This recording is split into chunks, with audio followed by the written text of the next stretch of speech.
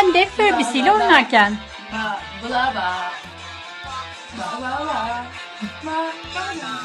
Hande Furby'ni seviyor musun? Merhaba arkadaşlar, yepyeni haberlerle karşınızdayız.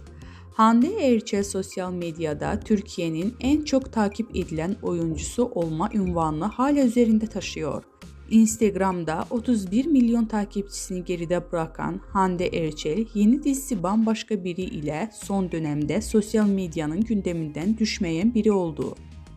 Güzelliğiyle hayranlarını mest eden oyuncu, Instagram'da paylaştığı seksi pozlarıyla da sıklıkla magazinin basınında konuşulan birisi olmayı başarıyor. Aşk yaşadığı Hakan Sabancı ile sürekli gazeteler sayfalarını süsleyen ünlü oyuncu, ayrıca internet basınında da yoğun şekilde haberleri yapılan isimlerin başında geliyor.